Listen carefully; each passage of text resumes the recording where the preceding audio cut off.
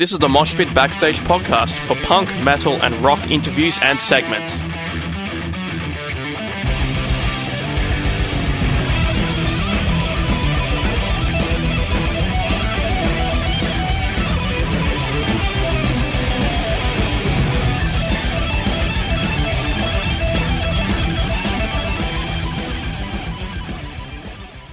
Hello everybody, here is Peavy from Rage, and you're listening to the Moshpit on the Scene. Peavy is the bassist and vocalist of German heavy metal band Rage, who'll be releasing their 23rd album, Seasons of the Black, on July 28th. Peavy, thank you so much for joining me. Yeah, it's fun. Nice that you have me. You're very welcome. It's an absolute pleasure to have you. Now, with this album, it's only been 14 months since you released your previous album, The Devil Strikes Again. What caused you to get back in the studio so quickly? Oh, we're having really a great run in the band right now. The situation is very creative, and we were writing songs constantly. Even as we already have recorded the last album, we were still writing songs because the ideas were just coming, you know. And we have our own little studio where we can get in anytime, you know. So it's very, very easy for us to just capture the songs right away as we just wrote them. And that's what we did. And before release of the last one, we already have 5 new tracks. And by October last year, then this new album now coming out now was already done, you know. So it was quite easy for us to just release it, you know. Why should we wait then for another 2 years or so? Makes no sense, you know. Otherwise, we will have like 3 albums in stock already. So the record company also liked the idea, especially as we're trying to establish now the new lineup since 2.5 years. It just made sense to just come up with the next one pretty soon, you know. So that's why we're doing it. You mentioned, you know, 5 tracks, October, which is crazy amazing. How does the actual writing work? Do you guys kind of jam? Do you sort of come up with ideas and come together? How does that all work with you guys? Mostly, I start with the whole thing. I'm jamming with myself basically on the classical guitar and develop a kind of harmonic structure. I develop the vocal melodies, the basic riffs and stuff. So we have like a skeleton of a song, and then mostly I meet with with our guitar player Marcos Rodriguez, who runs this little studio where we are working, you know, in, and then we just jam on my ideas, and he adds ideas that he gets, and mostly spontaneous. Sometimes he also already comes up with some riffs and stuff, and I might have something half written for it or so, and we just combine the ideas we have. Sometimes we actually have a kind of session situation in the studio where we all just start to jam, and ideas develop from this. So it's all the possibilities are given, and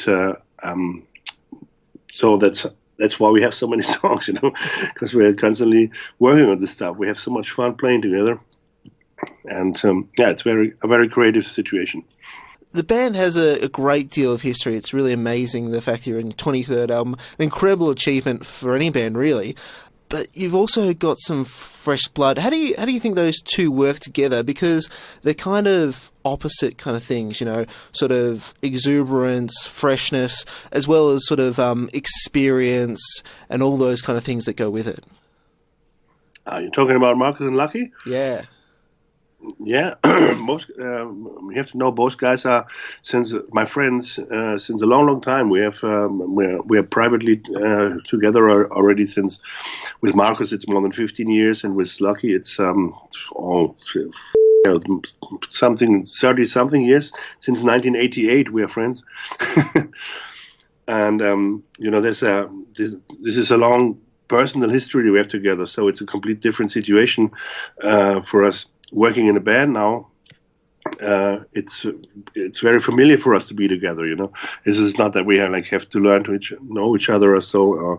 You know, both guys are grown up with a band. They are absolutely into the brand, into this typical sound. You know, and it's what they exactly want to hear when they're playing this stuff. You know, so on one hand, they are like they always have been in the band, you know. It feels like they've always been with me. And on the other hand, of course, this is bringing kind of fresh blood, you know, kind of freshness in the music. And I guess you also hear this when you see us live or so on stage. There is a very new, fresh energy and a very much trusting atmosphere among each other, Now, the last 4 tracks of the album form The Tragedy of Man. Tell us a little bit about the concept behind that. Oh, this epic from the new album. It's a 20-minute epic thing where we combined 4 songs to one bigger thing, deals a bit about the extinction of mankind that we're just forcing at the moment. Or since a while already, we're forcing this, which is like a summary basically of the most topics of this album. And it starts with acoustic guitars, starts quite calm and develops into a metal storm, I would say. And the ending, the last part, coming with some little orchestration, it's like the big epic ending, So kind of monumental thing. Fits pretty good to the rest, I would say. You use the name Seasons of Black, which is actually a track on the album. I'm always curious about how you pick an album title, because it's kind of the thing that people will, apart from the artwork, is the thing that people hear, people see when they think of your album. How'd you go about picking that particular name to represent the album? Oh, this was pretty much a coincidence. I just came up with this song, and Marcus liked the title so much, and he was just like freaking out. Oh, come on, let's call the album like this also, And we all liked the idea, and this was a spontaneous decision then. Okay, we can just use this also as an album title, but in the plural, because the song is just Season, and the album is Seasons. So it was a coincidence. Now, the other thing that kind of represents an album in people's minds is an album artwork. Tell us a little bit about that, because I'm a little bit fascinated, always a little bit confused about the album artwork that I look at. Tell us a little bit about it. Yeah, this album artwork was, again, done by Karim Koenig, the guy that did already the one before, with my ideas. I came up with this skull. This is a Sound Shader skull. This is a kind of creature that is always following us on our artwork since 1988. I came up with this skull because I wanted to have a skull of this creature for myself. I'm privately collecting bones and skulls, and so I'm also a learned preparator. I don't know if it's the right word in English. Anyway, in this job, I learned doing casts of bones and skulls. So I took one of the skulls from my collection, made a cast from this, and modeled this weird jaws, this alien jaws to it. And so I had this model and showed it to the other guys, and they liked it very, very much. And so we got the idea to make a cover from this, And Karim did the artwork again. Looks pretty dark. I think it looks pretty fitting to the album. Yeah, we just like it. This kind of bone stuff, this kind of twilight zone between life and death thing. This is always following Rage. This is also my favorite topic. And you mostly use this kind of stuff in my lyrics. So I think it just fits to the band. In terms of your interest in bones, how'd you get into that? Because that's kind of that's something that I don't think necessarily a lot of people are into. So it got really fascinating. Yeah, this is a topic for me since I'm 4 years old or so. Maybe my first interest was awoken by my dad. He was a teacher for biology and chemistry, and he had some little animal skulls from his studies in his closet. And I was always fascinated, I remember, since I could think. And so when I was 4 years old, I started to get my own skulls, The very first piece was my gold hamster back then. And nowadays I have a very huge and large osteologic scientific collection, spanning from all kinds of old fossils to a big human bone collection, a big animal collection. So this is it's all included. I have my little private museum. Sounds a bit big mouth, but it's really like this, The album comes with a bonus CD featuring a re-recording of some tracks back when the band was called Avenger. What was it like revisiting material that's over 30 years old? Because it was back then released under a different band name, Avenger. So it was this were always a little bit lost. This songs, those were the very first songs I ever released, and I just realized these songs are timeless and that they would deserve to be brought into the Rage history.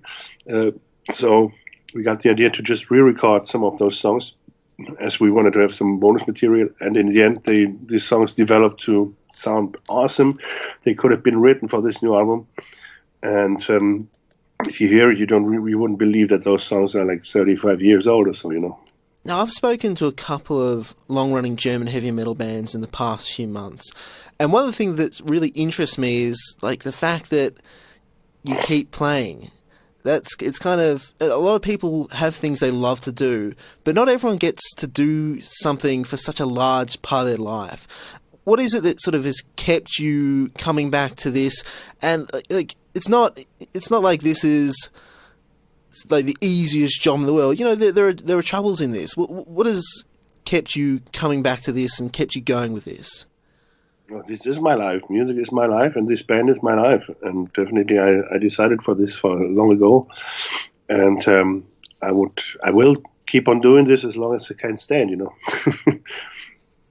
I mean, I don't know if I would go on stage in a wheelchair or so, but I would still be writing music and producing it or so. So music is my life, and it's the best thing I can do. And this is what really keeps me happy and keeps me sane. When did you kind of first get into this music? Something that kind of interests me, because I've kind of come around and all this music has already existed and it's already proliferated. But like, when did you first get into it? When I first got into music, I was, let's say, I was a kid, definitely like 5 years old or so, maybe. It was by the late 60s or so. My very first touch with rock music were the Beatles. It was the Abbey Road album coming out, I think, in '69 or so. And from this, I got very much inspired by Deep Purple, also around this time, around 1970. And I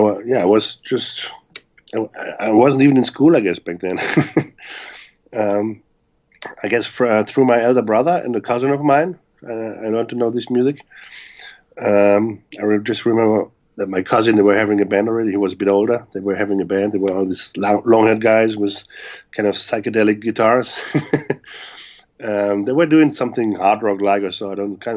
As far as I remember, but I was absolutely impressed. And this was my first touch with rock music back then. And I started to collect all this stuff and learn the songs. And around this time, when I just a few years older or so, I started to learn the guitar. And so from the beginning on, I started to write songs, and it was clear for me already back then that this would be a big part of my life. Of course, in the beginning, I couldn't hope to make a living from this and to develop something that's still there now as I'm 50-something, But it was clear for me that I wouldn't get rid of this in my life.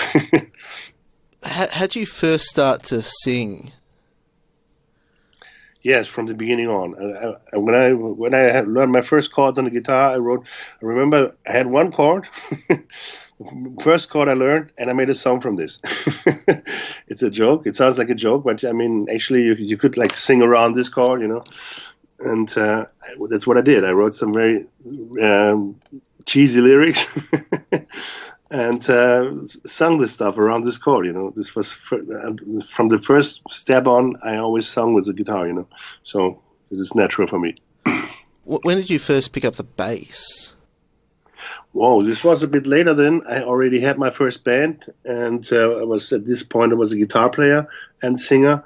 And of course, all the little boys at this time, they wanted to be the guitar players. So in the end, we ended up with 3 guitar players and no bass player. And so I realized, okay, no one wants to do it. It's okay. I just switch over to the bass guitar, which is also interesting for me because at this point I was very much into Mr. Lemmy Kilmister from Motörhead. Must have been around 1980 or so.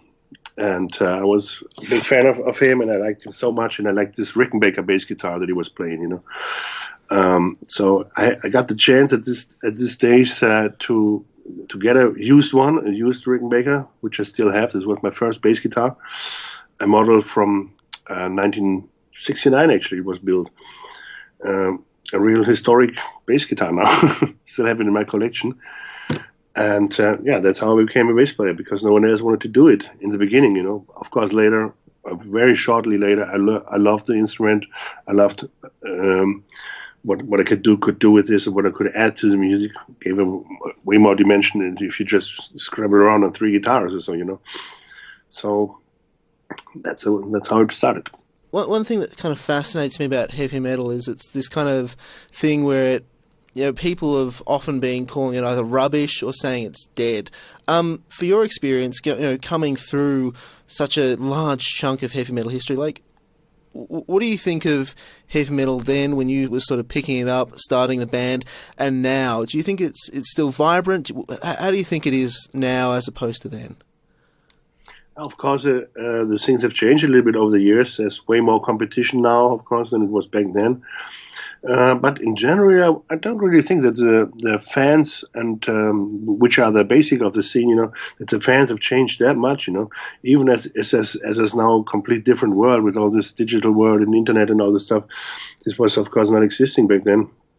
But the fans are still in love for this energy. They love this.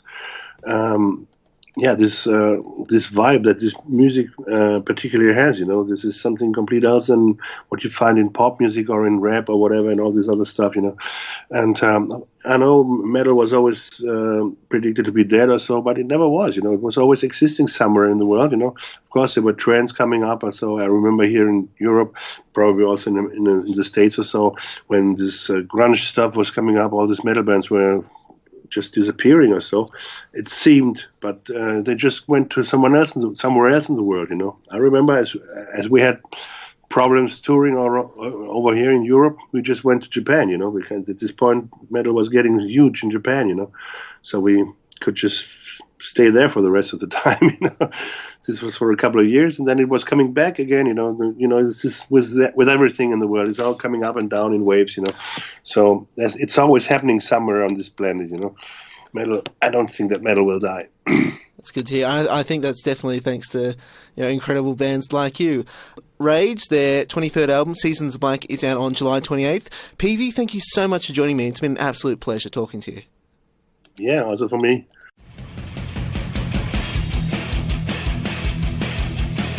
Thanks for listening to the Moshpit Backstage podcast. You can subscribe to us on iTunes and Omni. To find out more about the show, go to www.syn.org.au/moshpit. Like us on Facebook at facebook.com/moshpitonsin, and follow us on Twitter and Instagram at moshpitsin. The regular Moshpit radio show broadcasts punk, rock and metal tunes and interviews every Thursday nights on Sin 9.7 on FM and digital radios. Listeners outside of Melbourne, Australia can stream Sin 9.7 online at www.syn.org.au. Thanks to Vintage Ruin for the music. Hi, this is Tomato from Flash Gun Apocalypse. Hi, I'm Enid from Girls School. I am Phoebe Pinnock from Heavenly Axe. Hey, this is Gary Olney of the Misfits. Hey, this is Kat Sproul from Horizon's Edge, and you're listening to the Moshpit on Sin FM.